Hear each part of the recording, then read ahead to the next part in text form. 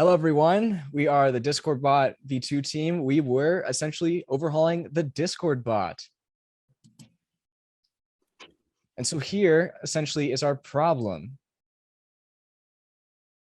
And so, yeah, the original bot, it was functional. Okay. But it needed what? It froze. That was frozen. There we go. Oh, there it goes. Oh, great heavens. What could possibly be happening? Oh no, it looks like something is broken. Anyways, let us continue the coolest project in the incubator, the Discord bot. So, as I've said, the original bot, it worked.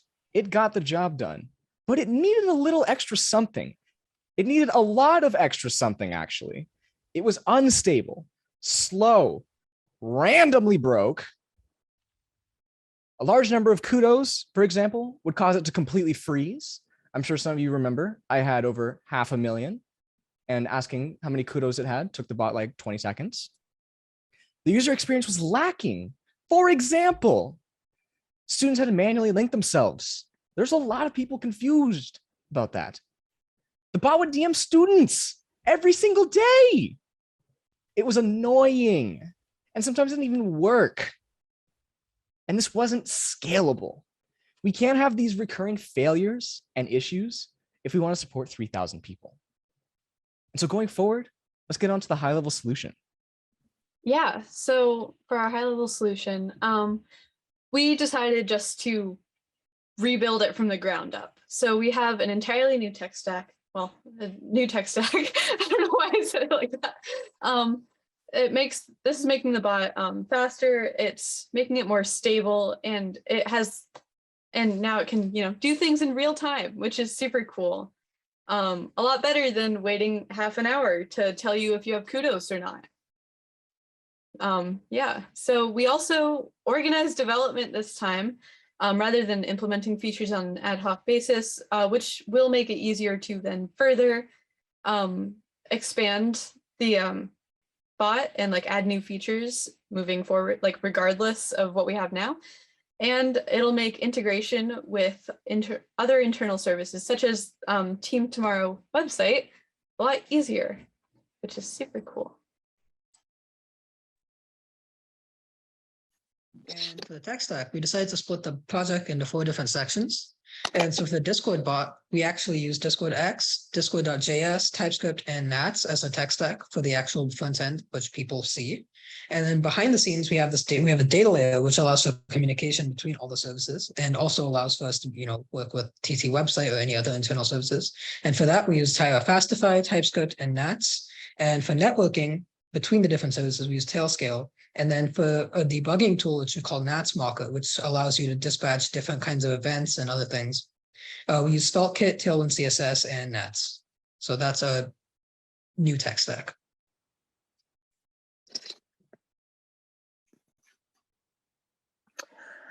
Feedback. Remember that messaging you every single day and also pinging you constantly? We kind of redid that. Feedback is now a single modal only visible to the student. So instead of flooding the channel with this person has completed feedback, it now only shows it to you, making channel spam substantially reduced. Using the new Discord API, commands have autocomplete now, so you don't need to run the help command to remember the difference between CK and CKS. And using Nats, Discord is able to update the rest of the system in real time. So we don't need to wait for the Kudo leaderboard to refresh, for example. It's just always up to speed. It is it's slightly hard to explain the quality of life differences, but once you've used the revamp, you will really like it, I hope.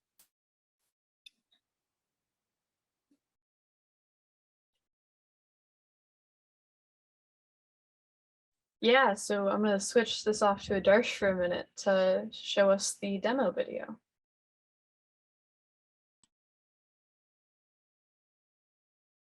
Super hyped for demos. Today I'll be giving a quick demo of the final state of the Discord bot revamp.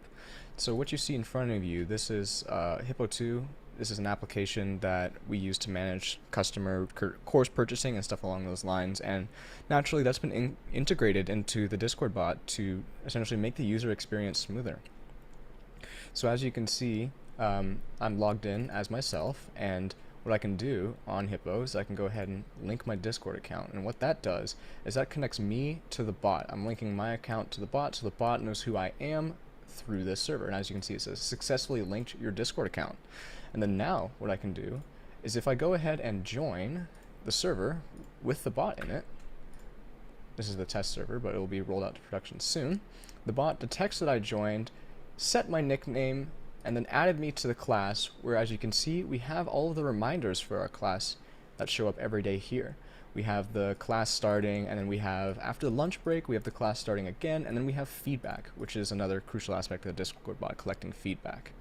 And that's essentially the optimal user flow. That solves a lot of problems for last year, where we had these threads where people had to sort of find their instructor and hope they got assigned the right roles. That won't be a problem anymore because everyone can just quickly go ahead and link their Discord account and then join the server. It also works in the inverse order. So if you join the server first and then link your Discord account after you join, the bot will still pick that up, set your nickname, get you the roles you need, and get you where you need to be without confusion. And so it's greatly simplified the UX for both students and instructors. Instructors don't have to try and figure out who's who, what is everyone's nickname, and a bunch of things like that.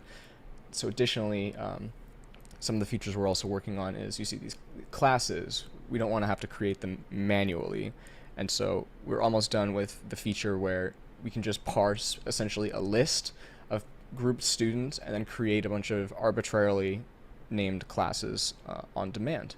And yeah, that's how the bot's looking right now. Thank you guys for watching.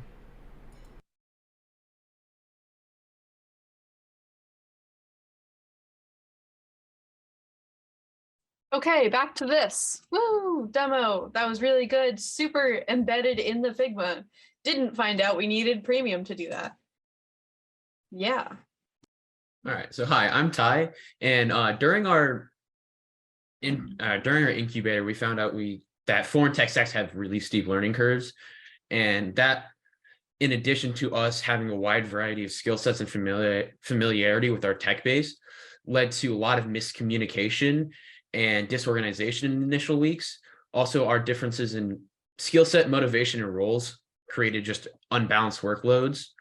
Our sprint plans were really difficult to produce and maintain, especially throughout the week, with constantly having to adapt to random issues in the code base, along with everything being needed to be modified when we changed directions and when new features need to be implemented.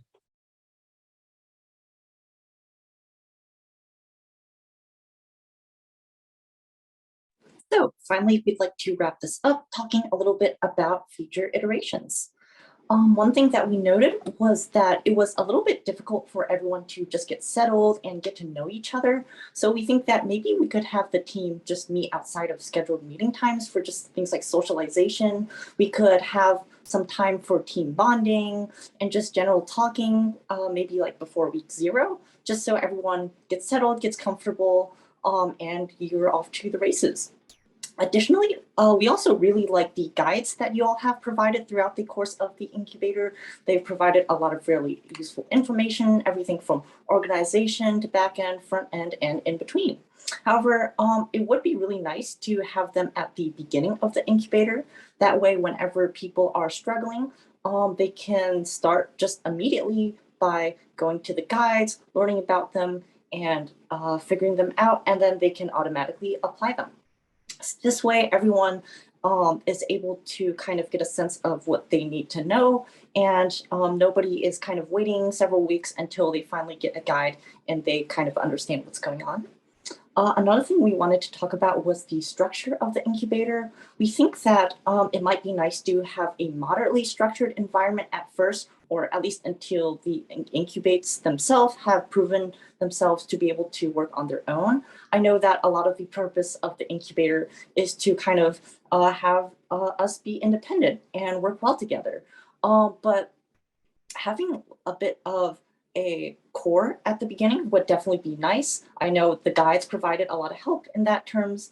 And yeah, it would just be really nice to kind of have us start with a bit of support, and then we gradually integrate until everyone, knows what they're doing, is working hard, and they're able to do everything independently. Finally, another thing we wanted to talk about, maybe increasing the standards for incubation, for admission to the incubator in general, as well as maybe some prerequisites for various projects. I know that because we have this wide variety of projects, all of them require different skill sets, different things, and of course, many of these can be learned. But there are certain things, certain roles that may be difficult for someone who is a beginner to just pick up and do automatically. So yeah, maybe increasing the standards a little bit, just making sure that everyone has baseline of understanding or is fully committed, has a good mindset, all that sort of stuff. So yeah, to make sure that the incubator is successful as possible. Thank you guys for paying attention to this presentation. We definitely went a little over time, but regardless, I think it was worth it. We went from nothing to something in 10 weeks. There were struggles, there were hardships, but in the end, we made it. So thank you guys once again for paying attention. And yeah, let's hope this isn't the end.